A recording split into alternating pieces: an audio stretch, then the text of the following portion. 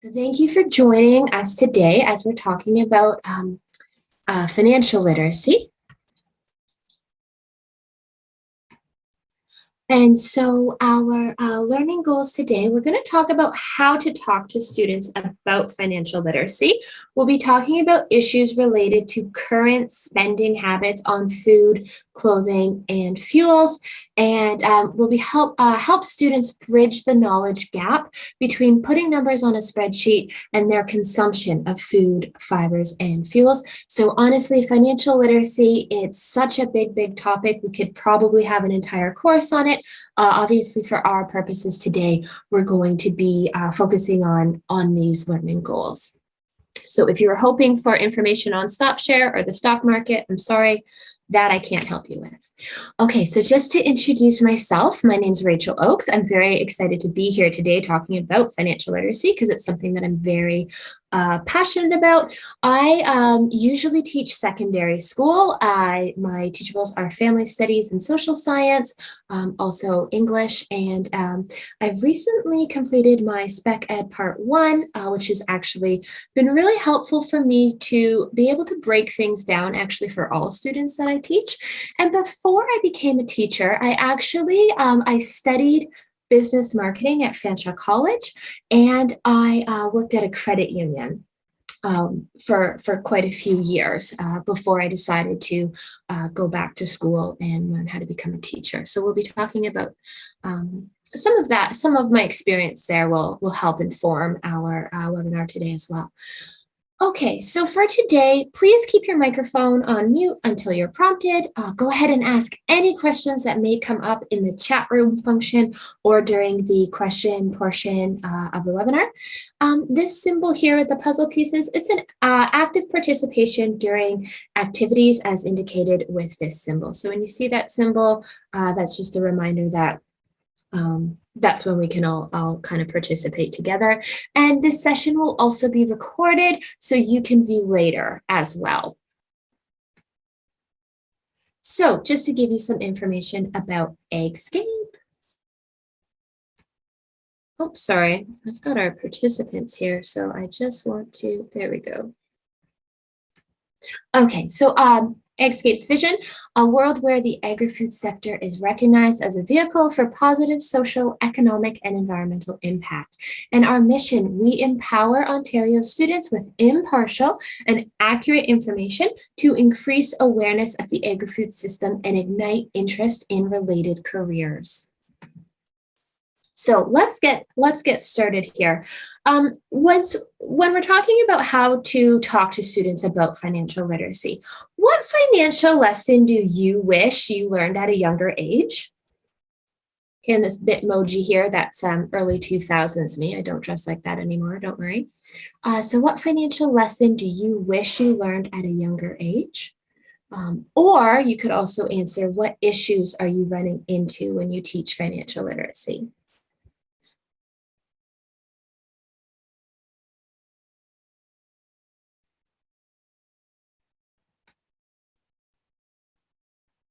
So just be switching to the chat here.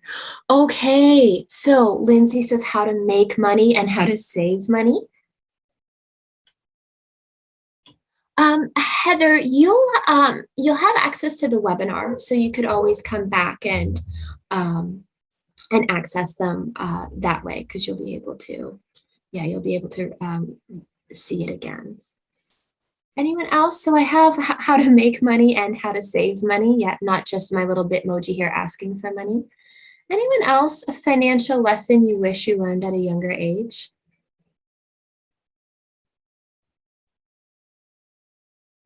Ooh, how to use credit cards properly. Yeah. Okay, just banking info in general. Yep, that's another one that is sometimes surprising, how many students don't always know, what banking info even means. Yep, investing.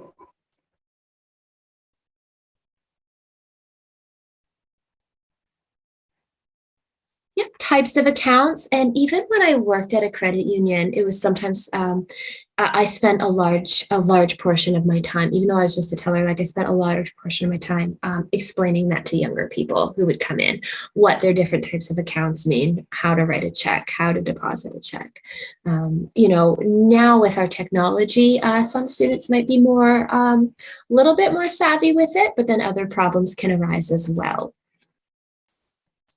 Students sometimes find the content dry and boring and math in general to be scary. Yep, I also have run into that problem. As soon as they realize we are doing, especially in family studies, right? They're like, wait, I didn't sign up for math. So as soon as they find out that we're budgeting, that's an issue. Yeah, how much do things cost? Excellent point, Lindsay. A lot of times, when younger people or when students aren't out there buying things themselves, they really don't know. Any other issues? I really like the point about the content being dry or math being scary, because that one I think is a big one. Anyone else running into any specific issues when you teach financial literacy? Before we move on to other issues that I've found.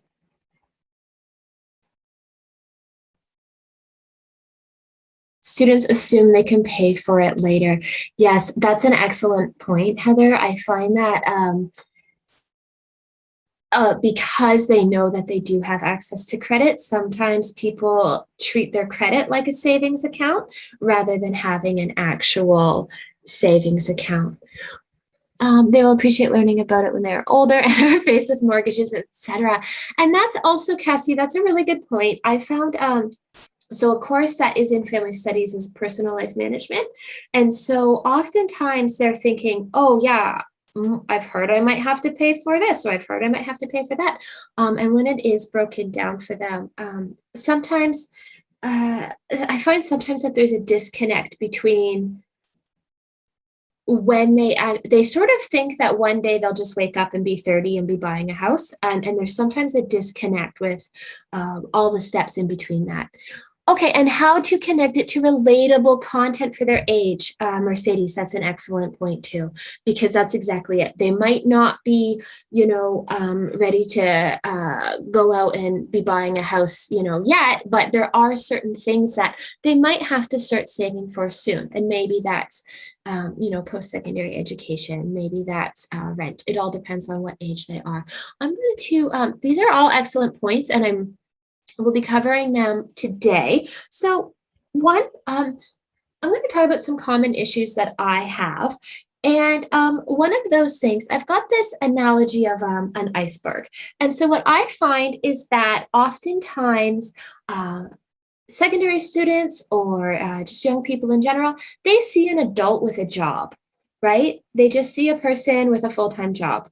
They don't always see everything, like the bottom of the iceberg, right? They don't always see all of the obstacles that were in the way, or the amount of time it took to get the job, or how much money, that person spent on post-secondary education. They don't see all of those things that go into the adult that they see with a full-time job.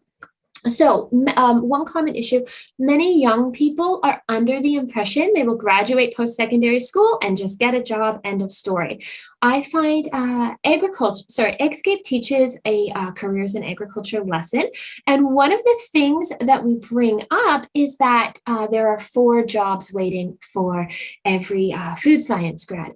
And oftentimes the students are surprised to learn that not every industry is like that. They're sort of under the impression that no matter what post-secondary training they take, they'll just have a job waiting at the end. So it's a little bit lost on them. And I sometimes have to explain, actually, most industries aren't like this. There's not always just a job waiting for you as soon as you graduate. And another issue that's come up too, so many students do not anticipate paying bills and student loans while working in an entry-level position, being underemployed or being unemployed. They seem to have been given this story: if I do well in school and I go to college or university, I'll get a job at the end. They don't always understand that time frame that it might take them a long time to secure long-term employment or long-term financial security.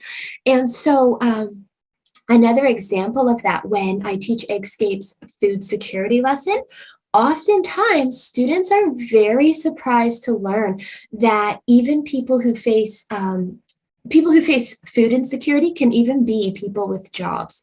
They're often surprised to learn that. They're sort of under the impression if you have a job, it means you make money, right? And a lot of them are surprised to learn that many post-secondary students can face food insecurity as well, right? If they're spending all their time in school, and it can be difficult for them to, afford healthy food or substantial food. So those are some of my common issues. Other issues that you've brought up, I have faced as well. But some of the issues that you were bringing up was that they don't really understand how much things cost. They're just sort of like afraid of the math, or they're very hesitant to even try to budget because they think, oh, I'm not good at math, I don't even want to try that. So let's talk about a financial awakening then. So a financial awakening refers to the time in someone's life when they truly realize they need to become financially responsible, and that this is a time when someone begins to prioritize saving and paying off debt, and when they really start to get realistic about their earning potential and their future, right? This is kind of when they figure out, oh, maybe I'm not going to be a TikTok star after all. Maybe that's not the best or the easiest road to take, right? That's when they start getting way more realistic. So if you had to guess, and some of you might have heard this study already because I believe it came out this summer, but what do you think the average age of a financial awakening is? What is the average age people experience a financial awakening, do you think? If you had to guess in the chat. Okay, so what do I've got here? 28, 22, 23, 32. So I've got a few guesses here. Anyone else want to hazard a guess before I quickly? Okay, I'll go ahead. So if this was The Price is Right, Heather would win because she was the closest. So a recent study shows that the average person reaches a financial awakening at 33 years old. Now, 33 is older than the age previous generations reach their financial awakenings. And I'll just give you some things to think about here. So thinking that we average people these days reach this financial awakening at about 33. We can legally have a credit card when we're 18. The part of our brain that processes risk, the prefrontal cortex, that's not fully developed until we're 25. And I know oftentimes we think of risk as physical risk, but it can be financial risks too.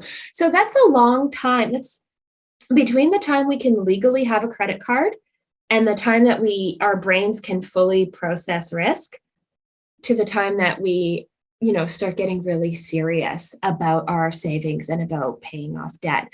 Now, average student debt continues to rise due to the increase in mandatory student fees, tuition, the amount of education required.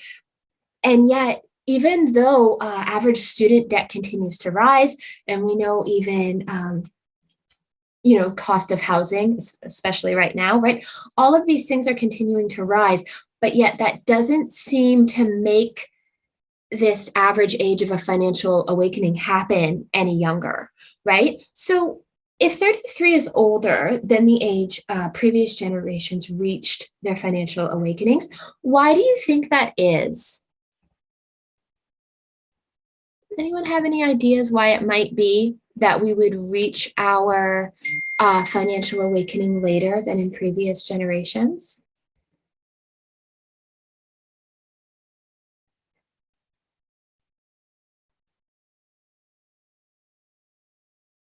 Oh, that's a good point. Mercedes, yeah, by that point, you might have be more likely to have a romantic partner by that time, or like a long-term partner by that time, right? To maybe help each other pay off your debt, or might be a little bit easier to afford things, right? If you're sharing the costs with someone else, yeah, that could be. Finishing school later, settling down later, yes. So those two things, exactly. It goes back to this part that, more education is required to do the same kinds of jobs, right? So certain jobs that people used to be able to get right out of high school now might need a 2-year college program, or now might need a 4-year university program in order to do. And then, and we, unprecedented times, right? More things are happening now as well. And then I find that younger generations tend to rent rather than purchase homes. Yeah. And that's, again, that could be because of the housing market. It could be because they're in school longer. And the point about settling down later, this is true. Having children can be a real wake-up call, right? And we tend to have children later, or having things that that really require us to invest a lot of our money in can really push us to reach that financial awakening. So yeah, I believe that would be the reason why we tend to reach this later. And now, of course, not everybody's the same, but that is the average age. So let's talking to students about financial literacy, or about finances in general. And we talk to students about financial literacy or about finances is extremely important. And it's also a very sensitive topic as well, right? Most people, by the time they are teenagers, they're already forming their attitudes about money and about savings. And people tend to learn about it at home and from our society as well. So one thing, that I learned when I went to Fantra for marketing, something we were taught is that teenagers and young people have disposable income, right? Market to them, they have disposable income. And when you tell a room full of young people that they have disposable income, they'll believe you. So I think it's much better is, instead of thinking of teenagers as people that have disposable income, I understand why that's probably valuable from a marketing standpoint, but as educators, I think it's best if we think of teenagers as needing to learn smart spending and smart savings habits now, right? Once we get into a habit, it's much easier to make good choices. Again, this is something that I heard on television all the time, or even from adults when I was younger. Credit cards are for emergencies. Really, we should be teaching kids that, credit cards are for building credit, right? Your savings account is for emergencies. Credit cards are actually for building credit. This one's one of my favorites. Buy one, get one 50% off as an old mindset. We really need to redefine what we consider savings, right? You're not saving 50% if you weren't budgeting for it. So instead of buy one, get one, it's, buy what you budget for. So rather than thinking of it as, but I'm saving 50% on this second one, sure, but now you're buying something that you hadn't really budgeted for, even if it is at half price. Another one. So when I teach budgeting, or when I taught the personal life management course, I often hear teenagers say, well, could you just tell me the tips and tricks? I just need to know the budgeting tips and tricks. And what they don't understand is that, well, no, it's not tips and tricks to help us save money. It's planning, right? It's mindful planning, and it's budgeting and being aware of what we actually need to do.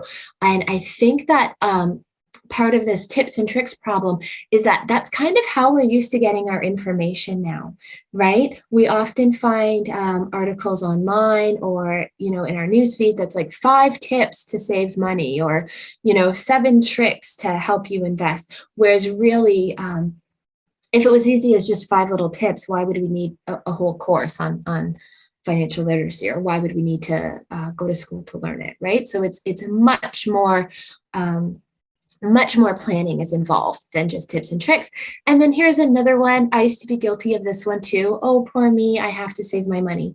And of course, obviously, like our students, they come from all sorts of different financial backgrounds, and it can be really, really hard, right? When you see your friends able to go to Tim Hortons whenever they want, or, buy new clothes whenever they want. But I like to, instead of thinking now like, oh, poor me, I have to save my money, more like congratulating myself when I do, right? And I think this is something that we should be teaching young people too. Like, not poor me, I have to save my money. Yay me, I'm taking control of my money. To really take ownership of it and to really feel good about yourself for saving your money, rather than feeling bad for yourself because you can't.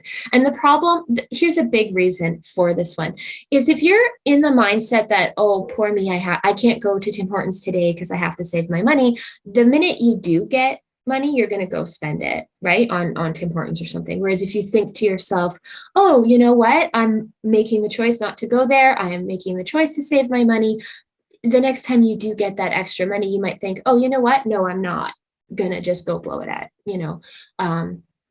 the store or the restaurant or whatever. Like, I'm going to save it for something that's actually more important to me. Okay, so if 12-year-old Gail gets $5 a week for lunch and $2 for pocket money, and her father tells her he will match every dollar she saves, how will this help Gail become a famous financial expert when she grows up?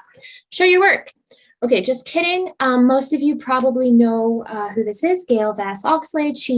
She's had a few television shows that were pretty popular a few years ago, with Till Death Do Us Part, for Princess was another one, Money Moron. Whether you love her or maybe are a little bit put off by her, whichever it is, one thing that I do like about her is, one, she's Canadian, right? So she talks a lot about Canadians, and the facts are a little bit more relevant to us. And also, she's pretty accessible for teenagers, right? She's very straight and to the point. Some people don't always like that because, maybe they're looking for somebody who's a little bit different in that way, but at least she's pretty accessible for teenagers and they can understand what she's getting at. So I'm just going to be using some things from an interview that she did, and using some of her comments about problematic spending habits. And let's see here. Sometimes with this chat, I might miss some of your comments and have to go back. So if that happens, I apologize. It's just because I think when you type it in, it might take a minute or two to show up on my screen. But let's talk about what Gail Vass-Oxlade has to say about problematic spending habits. So this was in a Canadian Living interview that she did. And so she says, we're bombarded with promises of saving through coupon sales and discount retailers. You're reducing costs, but you're not saving. Buying anything, even if it's on sale, is spending. So that's like that old mindset I was talking about. Don't think of it as, oh, but if I buy one, I'm saving 50% on the second one. No, you're spending 50% more than you had originally planned to, right? So it's that idea that we need to redefine what savings means. Another thing she brings up is that we drive unconsciously, we work unconsciously, we live our lives unconsciously, and that includes shopping. People are often motivated by emotion.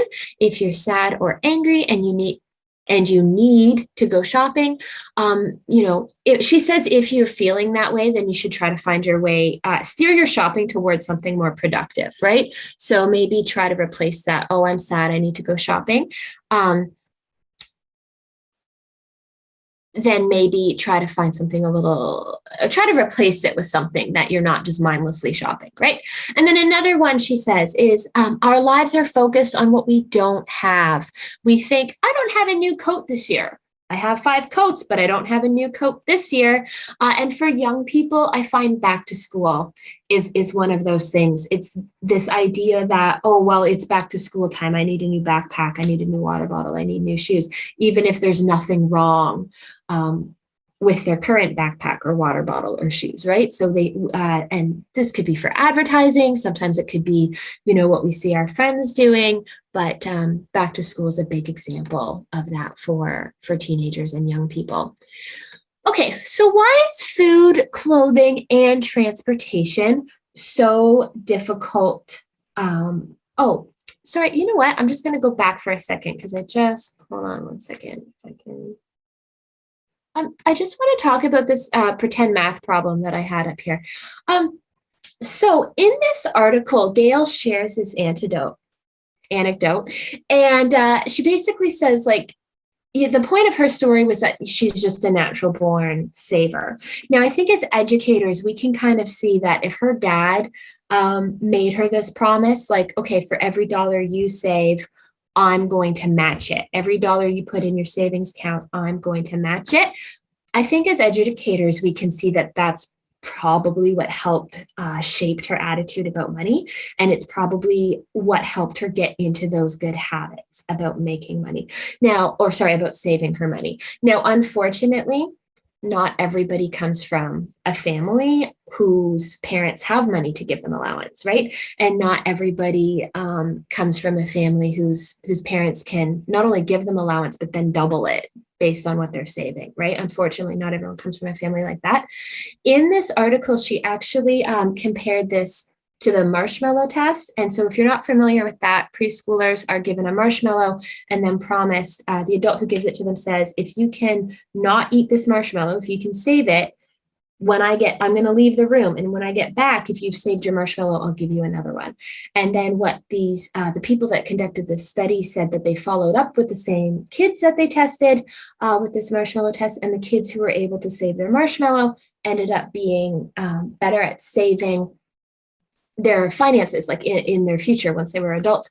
A lot of work has been, this has been studied quite a bit, and a lot of experts have actually since then said, you know what, I actually think it's the kids that come from more affluent backgrounds, or the kids who get treated more often, or the kids who have their needs met much more quickly, tend to be better at saving that marshmallow, right? Because they've learned, oh, if I save this, I get another one. Whereas children who might not get treats as often, or who may not have all their needs met as quickly, are more likely to just eat the marshmallow because they just see that it's in front of them now, and they think of it as something that they have to eat now.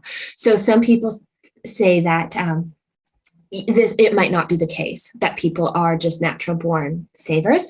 There could also be just a lot of variable factors, right? Sometimes we see families where one sibling seems to be the saver and one sibling seems to be the spender. So there could be a lot of factors involved in what makes somebody better at saving from a young age or not. Oh, sorry. Okay, so why is food, clothing, and transportation difficult to budget for? So the first reason is that these are all variable expenses. The amount we spend on food, clothing, and gas fluctuates. We do not buy these things once a month, but we include them in a monthly budget. Now, as adults, we're probably thinking, well, yeah, that's what adults do. For teenagers, that can be a little bit more difficult because it requires us to pay more attention to what we have purchased and actually plan out how much we will spend.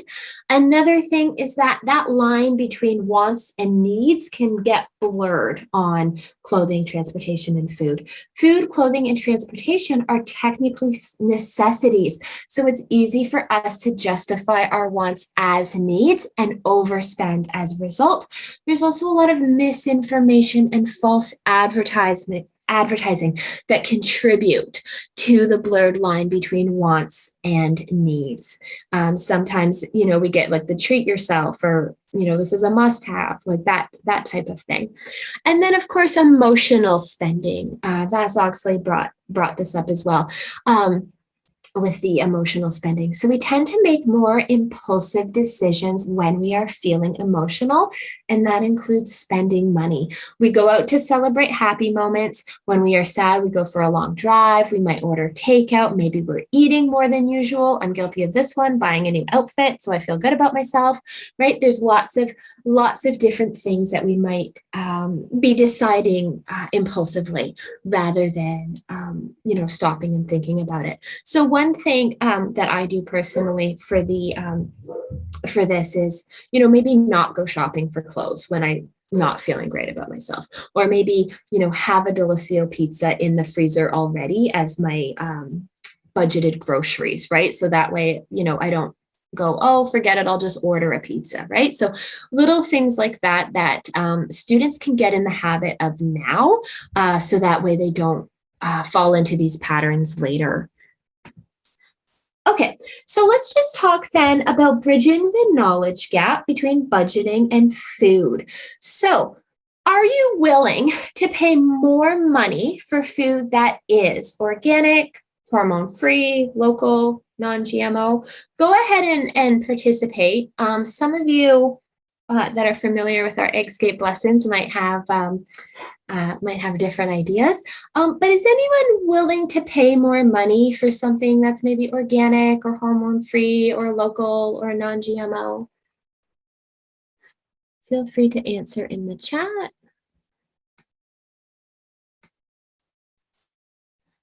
Okay, so we're all saying local, local, local. Yes, so, okay, I'm going to continue on then. And yes, I had a feeling that if you're involved in Eggscape or have had Eggscape lessons, then you would know the benefits of local. So, what many Canadians are willing to pay more for food that we perceive as being better for us. And often when I do our organic and conventional agriculture lesson, or even with some of the other lessons, oftentimes students and even teachers are under the impression that organic food is somehow more healthier for them. But of course, we learned in our organic and conventional agriculture lesson that organic food is often more expensive than conventionally grown food. However, health experts state that conventional food is just as healthy as organic. And this is something that a lot of high school students we're not aware of, right? So they're under the impression, oh, if I want to eat healthy, I have to pay more for organic. And of course, we know that hormone-free animals do not exist because they're animals, just like humans. We're born with those hormones in our body. The only animals that are legally allowed to have added hormones in Canada would be beef cattle. And then even then, the amount would be negligible compared to the estrogen that's already found in milk or the estrogen that's already found in soybeans, things like that. So here's something I noticed many of you said local because we know that local produce is nutritious, it's good for the economy, it's better for the environment, but some students and teachers are under the impression that it has to be more expensive. The disconnect here is a lot of them think, well, strawberries are more expensive than bananas, therefore local food must be more money. And what they're not really getting is that it's actually more to do with supply and demand, right? Because banana trees can produce so much fruit that keeps the cost low. So oftentimes there's that disconnect there, that they think it's local or imported, and they're not actually understanding that it's more to do with supply and demand. And another issue that a lot of students and even teachers are under the impression of is that local means it has to come from a very high-end store, or that it has to come from a very small business that might have to have higher prices because they're a smaller business. Doing competition with larger stores can be really tricky for them. What they're missing is that they don't realize that local food can come straight from their regular grocery store, or that, even growing it yourself is considered local. So I find that disconnect there. And then, of course, genetically modified food, we know that it goes through 10 plus years of testing and monitoring in order to be sold at grocery stores in Canada. Reasons for genetically modifying food can be to help the environment, to increase supply, to last longer. Of course, all of these things also help with cost as well, right? By increasing the supply, by looking after the environment, all of these things can actually reduce cost, and a lot of young people aren't under that impression. So the Canadian food supply is one of the safest in the world, and it's important for young people to learn how to safely store and prepare their own food, both for health and financial reasons. So an issue with spending is often going to restaurants more times than we need to, right? But when students learn how to safely prepare and store their own food, they're less likely to be going out to restaurants and more likely to be cooking at home, where they can save money and even eat healthier. All right, so let's move on to clothing then. So we'll bridge the knowledge gap here between filling out our spreadsheets and actually buying clothes. So why would clothing be difficult to budget for? Well, as I said before, we fill out monthly budgets, but may not buy clothing each month. And oftentimes, rather than actually planning it out, students will often just guess. When they're in their math class or whatever class they're, doing their budget for, they'll often just guess. And this is a problem because they're not really learning how to budget. They're just kind of making a random guess. So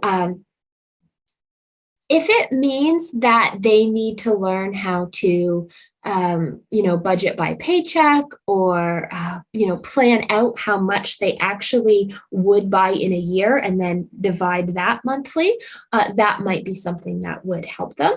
It is important that they do learn how to make monthly budgets because, of course, when if they want to apply for OSAP, if they want to apply for any sort of assistance when they're in post-secondary school, they'll need to know how to provide a monthly budget.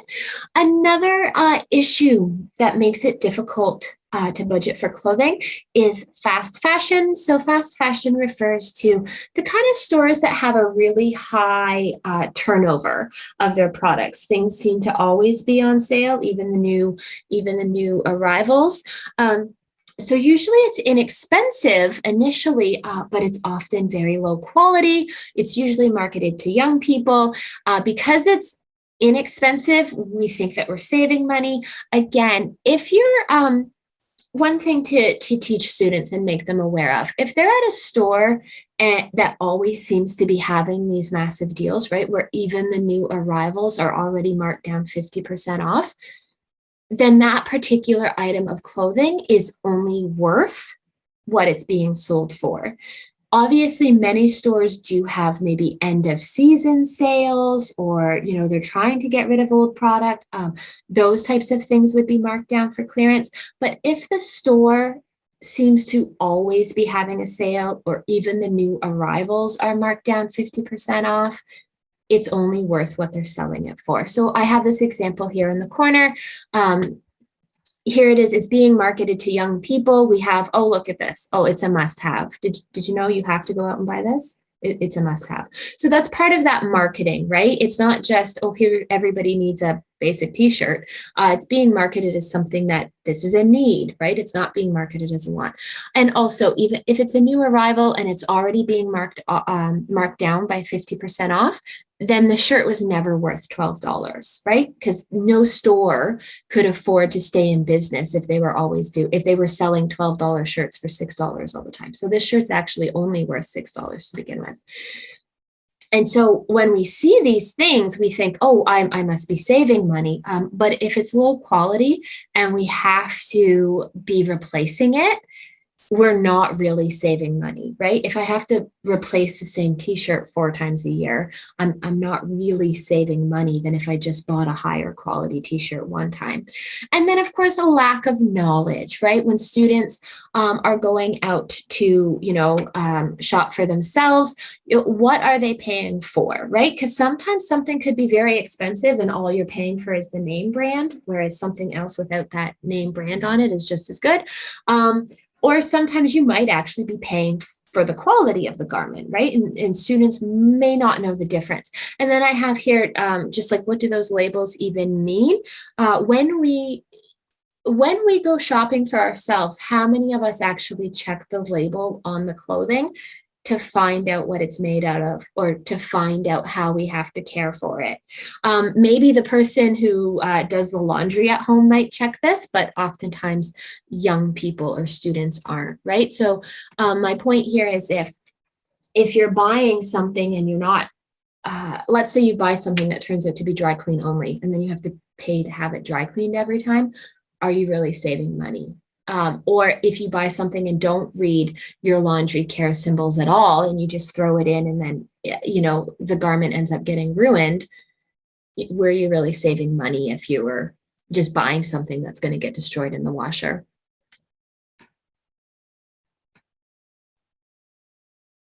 Yes. So, so as adults, we're probably always checking if it requires dry cleaning, right? And that's one of those things that that's excellent, and we should really be doing. Or even if not even if we're not checking for dry cleaning, maybe students are buying more casual clothes, it's still important for them to know, to be able to read these or understand these symbols, so that way they're actually taking care of it properly, rather than just buying something that is then going to just, come apart in the washer. Okay, so what can we do? We can teach students the difference between saving their money and saving for something, right? Like Gail Vess Oxalate says, when we're saving up for something, that's actually called deferred spending, right? When we're saving for a product and we think of the product as the reward, we're really just deferring our spending. And now that's not to say that we shouldn't be saving for things, because we certainly should, right? Rather than putting on credit, we certainly should be saving for things. But it's also important that students know that you should just be saving in general and make saving your money the reward. And Gail Vess Oxlade says, think of it as investing in yourself, right? So it's not just that you're saving for something. While that's important, you should just be saving in general. And sometimes that's hard for students to see, because many of them might be still living at home. They might not have as many emergencies coming up. But if we can teach them while they're young, I think it will help create these good savings habits. So another thing, students can compare price and quality, right? If they can actually compare quality of the garments and know what they're actually paying for them. Students should know about fabrics and care before they buy their own clothes. So for example, when they read, is that t-shirt made out of cotton? Is it made out of polyester? Those types of things matter, because they matter in that not all materials are created equally, right? And some of them are just not going to last as long. Some of them aren't going to be as comfortable. And we know if you buy something that's uncomfortable, you're likely not going to wear it that often anyways. You'll probably wear it one time and not bother again. And then students can learn small repairs like hemming pants or sewing buttons to save money. And I know by the amount of adults that ask me, could you please sew this button back on?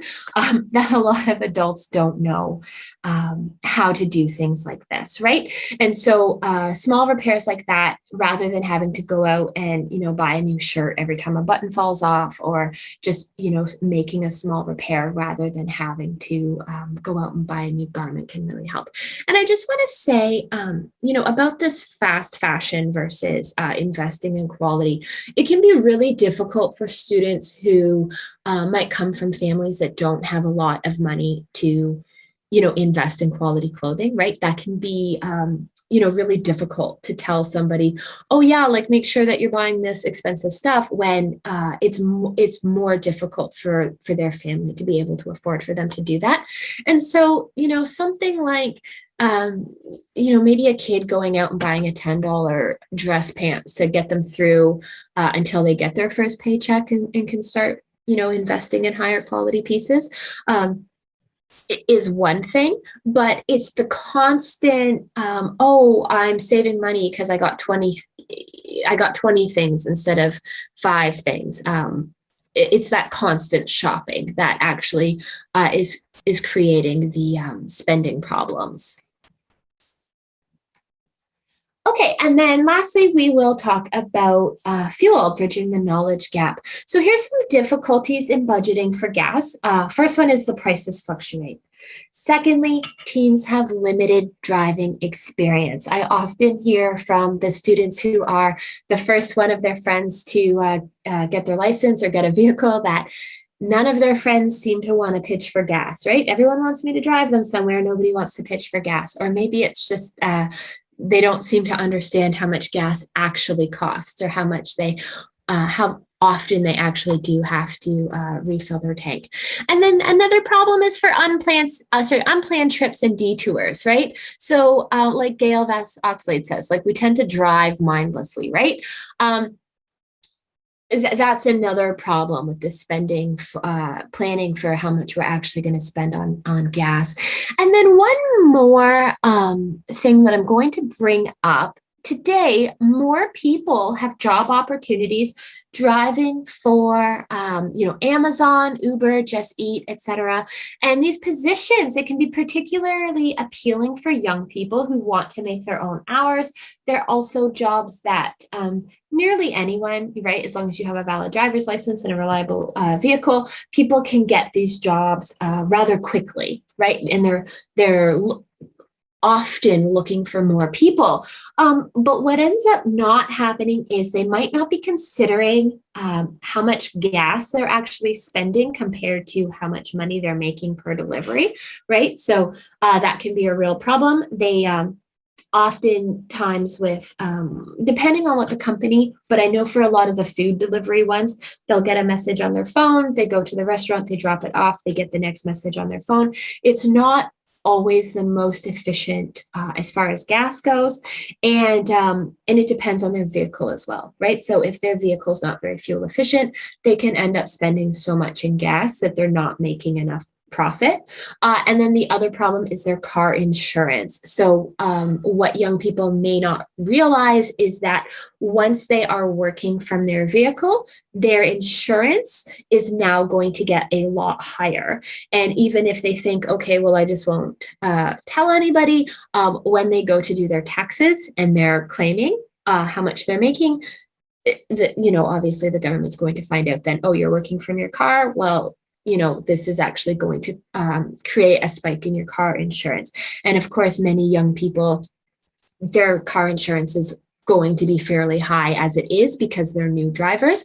So it's just something that they would need to consider before they think, oh, I can just, get extra income this way. Side hustles, if you will. So what can we do then? So one thing is students can learn about factors that influence gas prices. This can be worked into budgeting, or certain other classes, there might be direct links to their curriculum, right?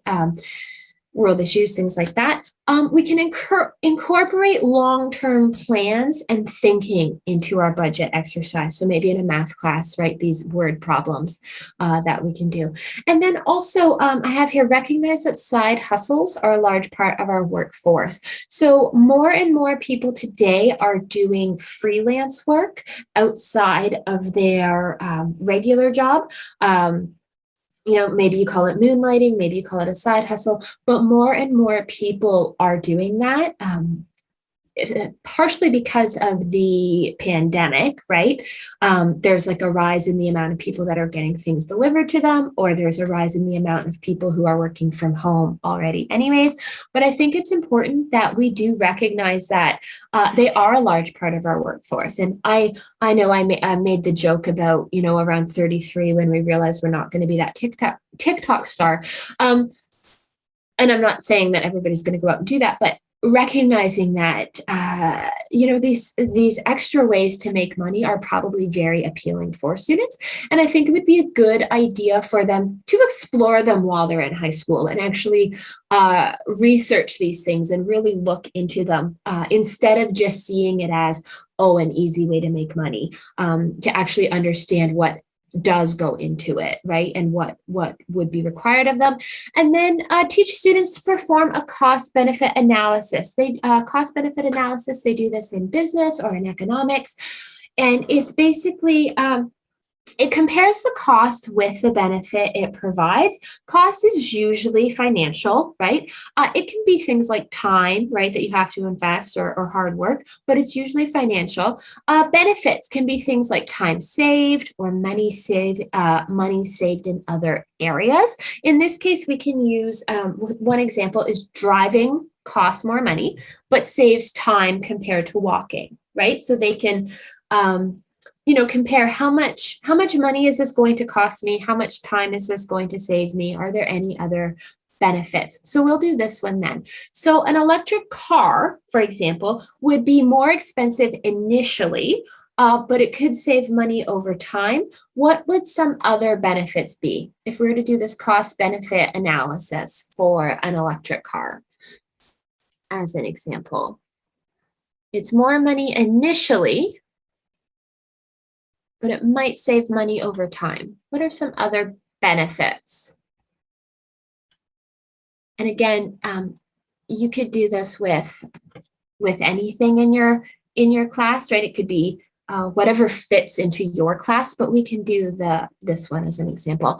So saves the planet. Climate change has a cost to the health system. Yep. Okay, an extra cost. It might be more expensive to repair. Another benefit could be low or no gas input. Yeah, excellent. So those, so another benefit would be better for the environment. And then, of course, we might all end up saving costs to the healthcare system. Heather says another hidden cost could be more expensive to repair. Cassie says a benefit would be low or no gas input. Anything else as far as an extra cost or another benefit?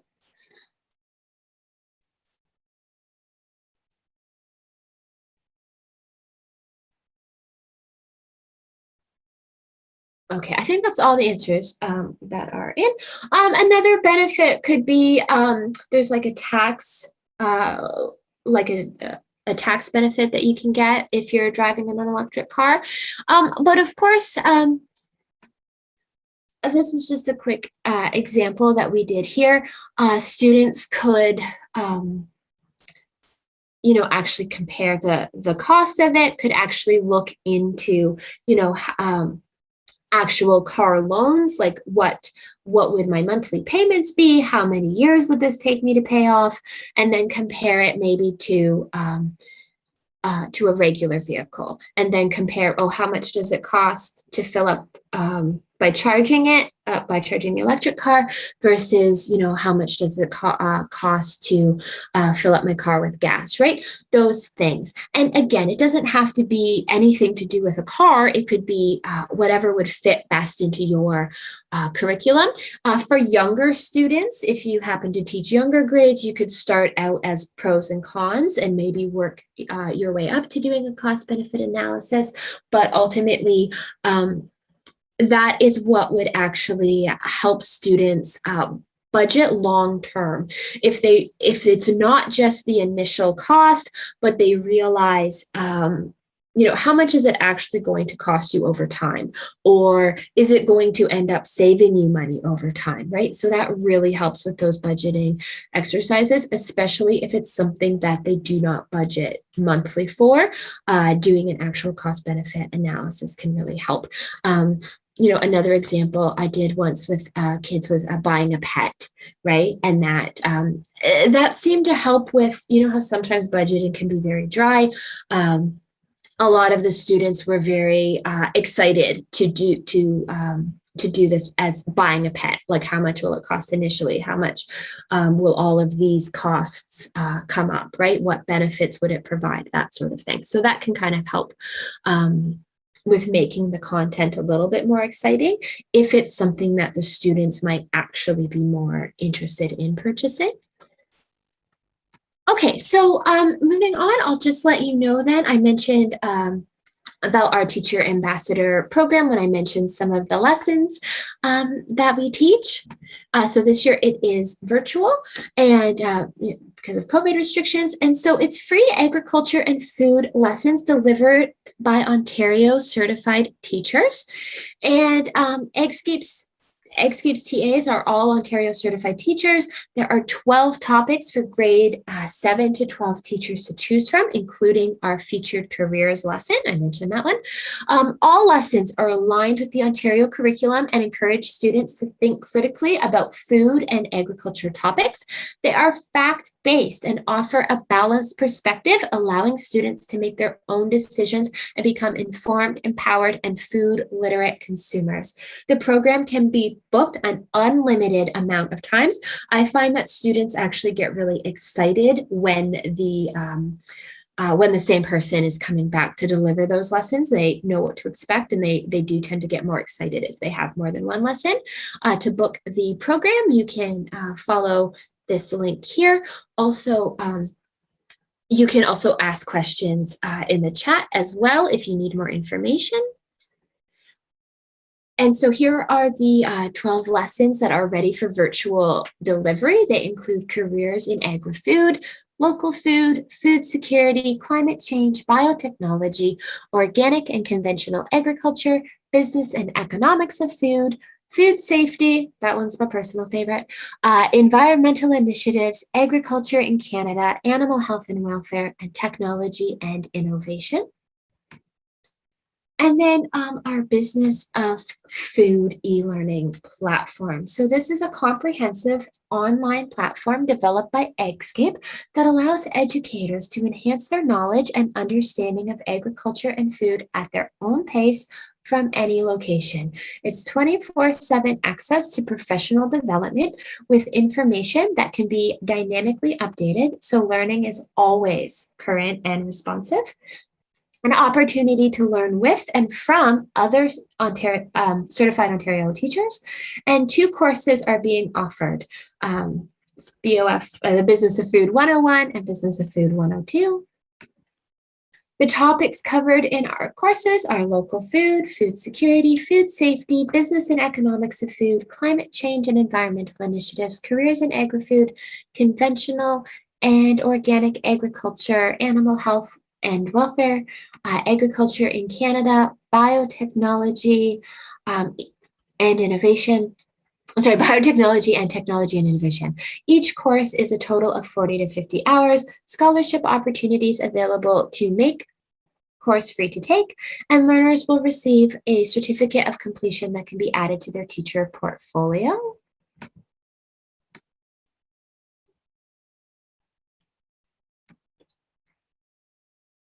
And then, there's a testimonial here. It says, in 2019, I enrolled in Eggscape's Business of Food 101 online course, a professional development opportunity made possible through scholarship offered by Eggscape. Since taking BOF, I have realigned my syllabus and unit topics with the central ideas presented in the course.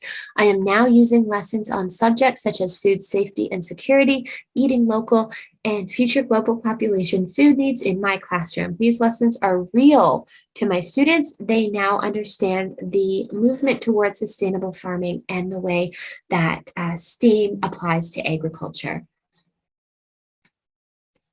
Okay, here's the upcoming dates here for the Business of Food 101 and 102. So a few different options for you. And then our Think Ag career competition. So virtual Think Ag career competitions. Eggscape's career competitions are an excellent opportunity to help students make real-world connections and learn about future career pathways in the agri-food sector. Students rotate between different stations where they will meet agri-food industry representatives and participate in interactive activities that test their overall employability and general agri-food knowledge. Partners include Grain Farmers of Ontario, Trillium Mutual, Ontario Federation of Agriculture, OMA FRA, the University of Guelph, Great Lakes Grain, and much more. And then our Eggscape Careers competitions are also available through virtual delivery using Zoom. Partners tune in virtually and deliver engaging and fun online activities through several breakout rooms. Students use their personal or school devices, which allow students who are at home to participate. And the link for that is there. And again, if you have any questions about any of these, please use the chat. Eggscape has a lot of really great resources as well. So Eggscape offers free digital resource library containing over 100 lesson plans and resources that are curriculum aligned to multiple subject areas and grades. Within our digital resource library, you will also find resources developed from our provincial partners from across Canada.